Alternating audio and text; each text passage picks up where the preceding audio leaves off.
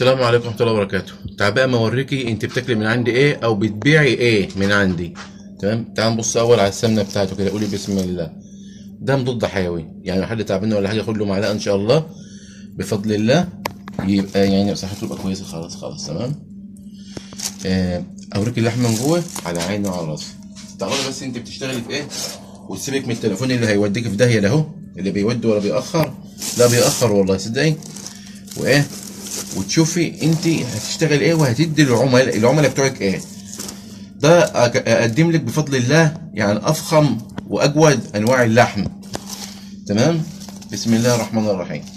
انا لازم انفضها في عليك شويه لو سمحت، لازم انفض السمكه اختي كده عشان خاطر ايدي مع كوكا ايه ملح، فالملح من هنا ساعه ما افتح السمكه هتروح من جوه لونها طعمها يحدق ونقول السمك حادق، لكن السمك مش حادق، انت اللي عكتها ملح كتير. طبعا هنشوف مثلا ايه البطن، مفيش بطن للاسف عشان اوريها لك. اصبح ان السمكه دي نشو، ما بطرخها نشو مش بطرخ احمر، بطرخ الابيض طالما بطنها صغيره كده. حاجات دي اتعلمها انت مع ايه مع الوقت. يعني انت شفت لون الورد قبل كده، لسه ما شفتهاش اهي، بس انت شفت لون الورد قبل كده. انا هوريك لون الورد عامل ازاي النهارده عندنا بفضل الله. ده اللون عندنا الورد بتاعنا، ايه رايك؟ شفتي انت هتدي ايه للعملاء بتوعك؟ نشوه زي ما قلت لك اهو، ده النشوه يا ست الناس. البطرخ الصغير ده الابيض ده النشوه بتاعه. انا عايزك تشوفه وتتمتعي. خد صور. انت هتدي ايه للعملاء بتوعك، هتدي ايه لزباينك، هتدي لهم يعني سمنه بلدي فلاحي جاموسي كمان يعني تمام، مش مستورده ولا حاجه. السمك ده بديلكم بسعر حنين جدا عشان انتوا ترزقهم وتبيعوا كويس وربنا يحسن سوقكم يا رب. الاوردر ده ما شاء الله طلع يعني اسكندريه. اخواتي البنات في اسكندريه ما شاء الله عليهم شاطرين. بدأوا يشوفوا مصلحتهم، بدأوا يستجيبوا ما شاء الله. فربنا يحسن سوقهم يا رب ويرزقنهم ويرزقنا.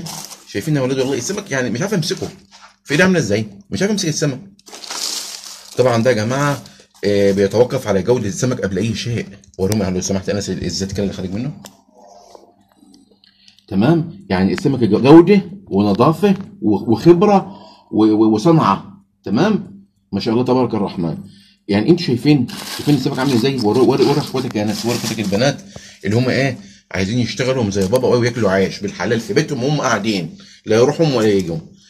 انما تقعد تقلب في التليفون لا هيوديك يا بنتي ولا هيأخرك، وتصرف النت والنت غلي. النت بقى استخدمي بقى ان انت تشيري وتنزلي شغل وتنزلي اوردرات وتعملي وجبات.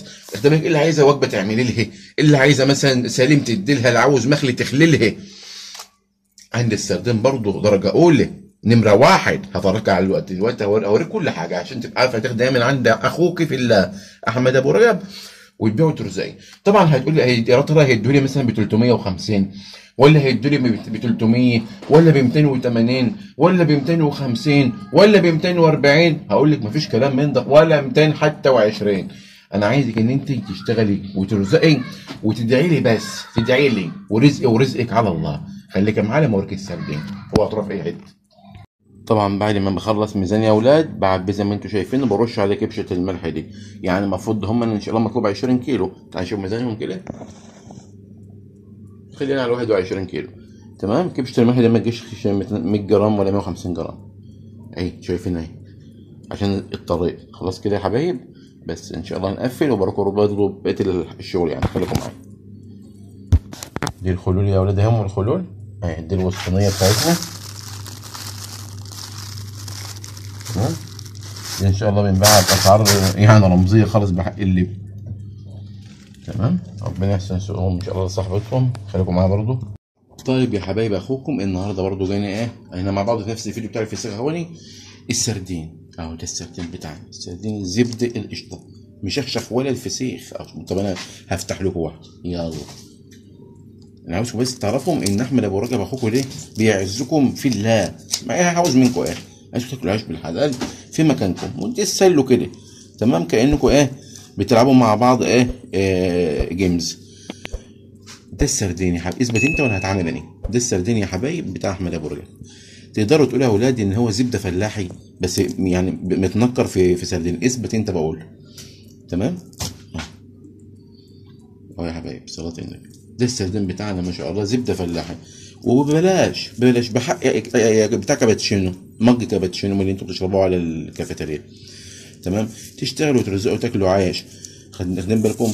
وبعد ما بتشربوا انتوا المج لوني وبتاع، لا تشيشوا بقى. العمليه فعلك فوق، العمليه تلعب بتقوموا تشيشوا بقى. يعني شوفوا انا بدي لكم مع الصح ازاي. اهو. وهنا يا اولاد حلقتنا لسه ما انتهتش، لان هوريكم الاوردر وهو خارج شكله ان شاء الله، فخليكم معايا. سلام. وطبعا يا حبايب ده الشكل النهائي بقى للاوردر، خلاص رايحين نسلمه ان شاء رب العالمين. ربنا يحسن سوقهم لصاحبتهم يا رب ويرزقها. هي ما شاء الله دي بعد يعني يمكن مره ثالثه او رابعه تاخد. اعملوا يا اولاد مشاريع، كلوا عيش وانتوا في بيتكم، في بيتكم يعني، ما تتبهدلوش، ما تخرجوش بره عند الناس وانت قاعده في مكانك تشتغلي.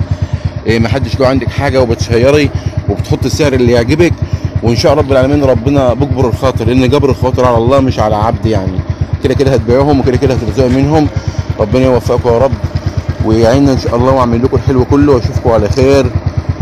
وما تنسوش يا اولاد اللايك والشير. السلام عليكم.